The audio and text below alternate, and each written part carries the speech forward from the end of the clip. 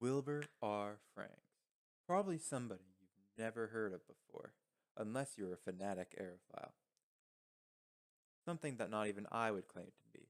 But nonetheless, he has a special place in my heart. Wilbur R. Franks was a scientist and inventor educated at the University of Toronto. He was born in March of 1901 in Weston, Ontario, and died in 1986 in Toronto. Before and after World War II, he worked at the university on cancer research, but what he did during World War II was probably his greatest achievement. In the interwar period between World War I and World War II, the difference in plane technology was immense.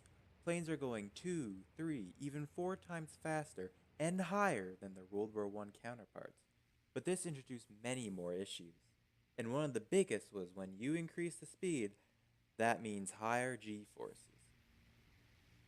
G-forces are what you experience when you accelerate really fast in a car and get pushed back into your seat.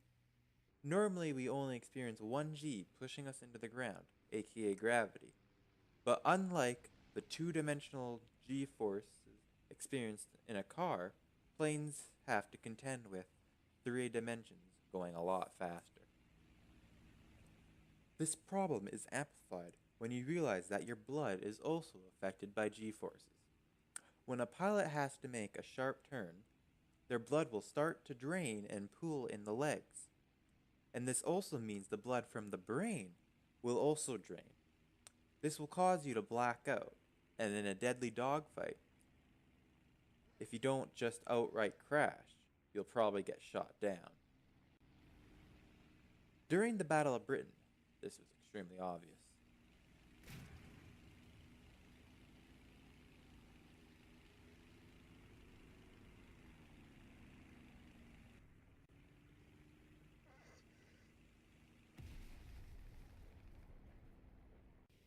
Some people tried to solve this issue, but many ignored it. The Nazis had a creative way to solve this issue. On their Junker 87s, better known as the Stuka dive bomber, had a system where if the pilot passed out in a sharp dive, the plane could automatically right itself to fly straight and not into the ground. But this was not going to help in a dogfight.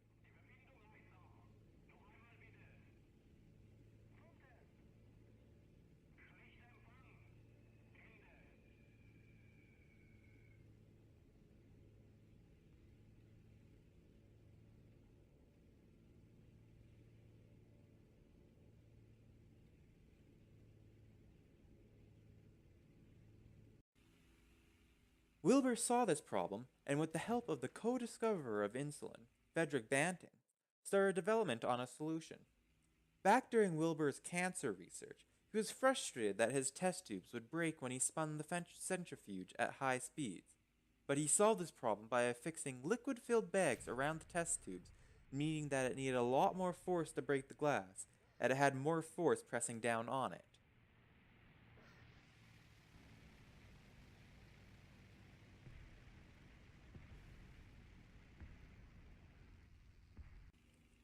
Wilbur took this principle and developed the G-suit.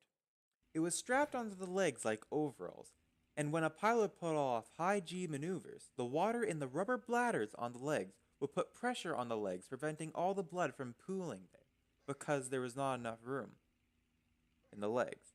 This would effectively keep the pilot conscious and allow the pilot to perform extreme turns that the enemy could only dream of. This would allow the pilot to get behind their foe to blast them out of the sky. During the test phase, the G-suit was designed to fit Wilbur standing, so when he was sitting during the test, Wilbur exclaimed, "When the pressure hit, I thought it was going to cut me in two." Through these tests, he discovered that much of the body did not need to be covered by the G-suit, and was modified to prevent this occurrence. After the G-suit was complete in mid-1940, the G-suit was sent out to pilots, and this was a godsend, increasing their life expectancy in most extreme cases by 5 times. For testing, Wilbur also created the first Canadian human centrifuge to test the effects of G-forces safely. But his legacy did not end there. His work greatly aided the space race with the USSR. A large portion of the spacesuit that brought millions of people all around the free world to watch man first land on the moon was based around the G suit that Wilbur created, but specialized for the task. For the reasons of being able to aid in helping the fight against cancer and help defeating socialist fascists in the sky and communists in space, all the while helping bring together millions from around the free world, is reasons I believe this not well known Canadian is a great Canadian.